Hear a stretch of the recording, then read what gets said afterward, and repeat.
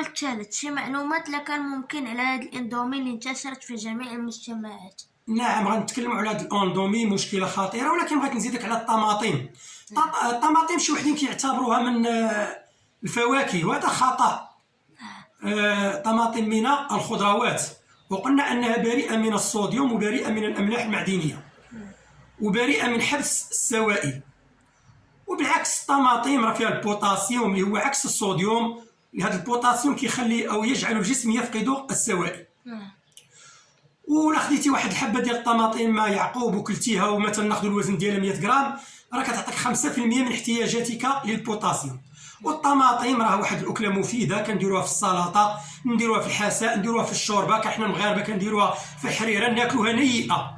وانا كنت صغير في الصغر كانت ما كتعرضش للمبيدات حشريه كما الان وكثره الادويه، وشحال كنا فيها والحمد لله كنا بخير وفي صحه جيده. فالانسان ديك الافكار المغلوطه على الطماطم يزولها. بالعكس، خذ واحد حبه طماطم او حبتين ودير معاهم البصل وكذا، ودير واحد السلطه، راه عندك واحد الفوائد كثيره. اذا الطماطم لا ترفع الضغط وما كتسبب لا مشاكل لا والو، هي مثل الخضار فيها فوائد ديالها. نعم، السؤال نعاودو مره اخرى.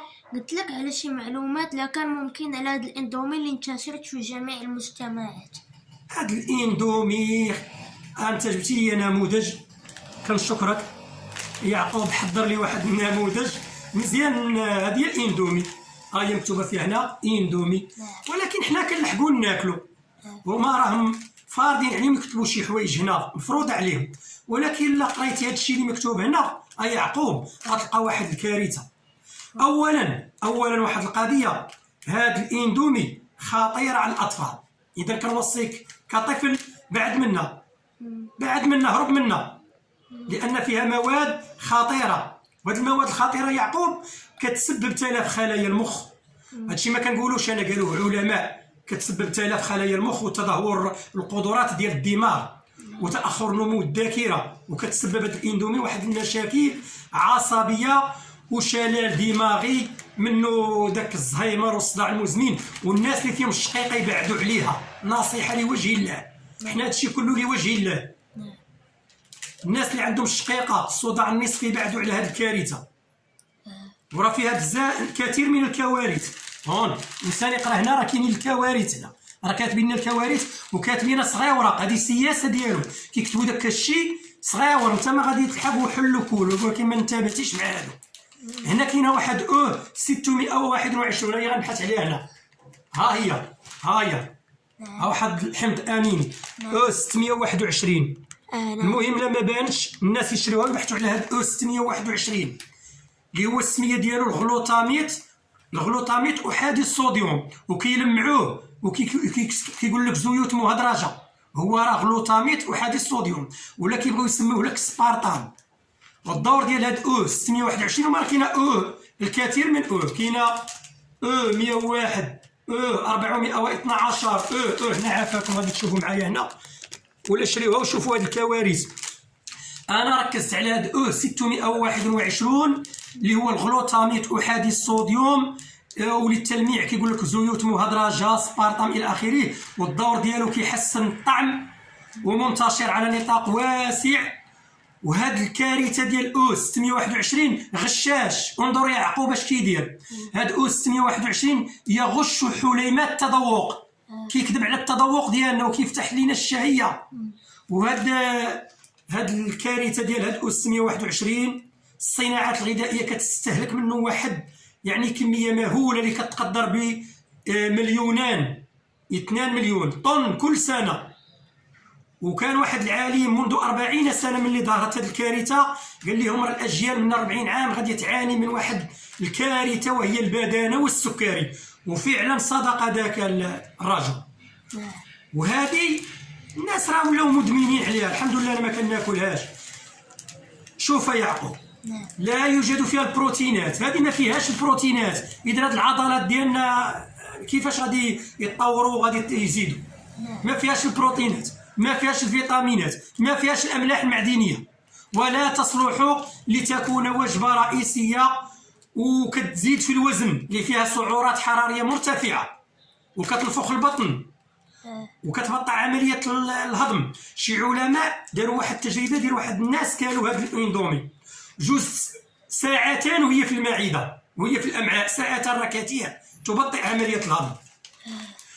وفيها واحد الزيوت يعني فيها دهون مشبعه، لانه الهدف ديالهم شنو؟ الهدف ديالهم الربح. اذا الزيوت اللي كاينه هنايا، الزيوت اللي كاينه هنا او كاينه في مرقه الدجاج او في اللانشون او التشيبسي، واحد الزيوت اللي رخيصه، ما غاديش يدير لك هنا زيوت اللي مفيده، هما تابعين الرخص. فيه زيت النخيل، وهذا الزيت النخيل راه فيه دهون مشبعه يمكن ان ترفع مستوى الكوليسترول في الدم. نعم. فهمتيني يا يعقوب ولا لا؟ فهمتك. نعم. وكارثه اخرى، هاد الاندومي كتحتوي يا يعقوب على ماده تسمى البروبلين. وقراو هاد الشيء، اما كنجبدش من راسي، هو مكتوب هنا بحثوا.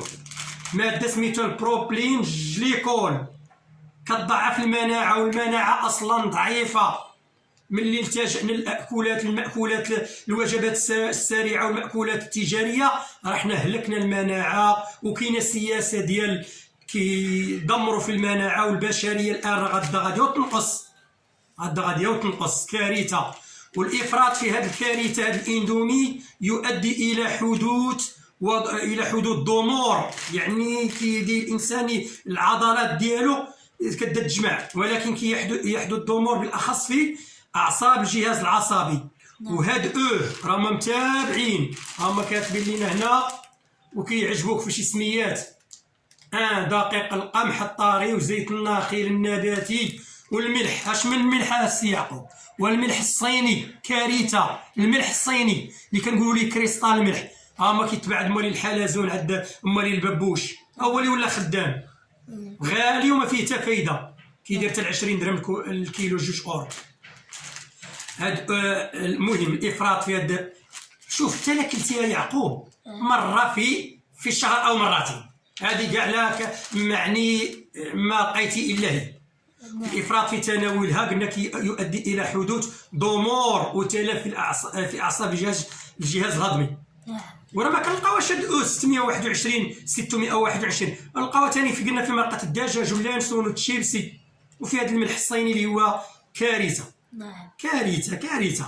انا هذه ما ناكلهاش. والنكهه هي اللي دمرت الناس. وكاتب لك نهار صالحه الى غايه 2022، عاطينا سنه. وهنايا كدير درهمان ونصف، ربع اورو. انتو شدوا قراو الكارثه. سريعه التحضير، اي حاجه سريعه التحضير يعطيوها اتساع. الاكل اصاله وليس معاصره. راه قلنا الجيل باب الصناعه اي حاجه اصاله ومعاصره مرحبا، ولكن في الماكله رجعوا عاد الاكل ديال الجدات، هذه غتاكلها ما غتستافد منها حتى حاجه، وربما فيها غتكونها مضره عليك، حيت شي ناس مدمنين عليها يوميا كياكلوها. هذه كارثه. اما الانسان ربما لكان مرتين الى 3 مرات في الشهر كنضر، ما كاينش شي ضرر اللي غادي يتسبب هذا الاندومي.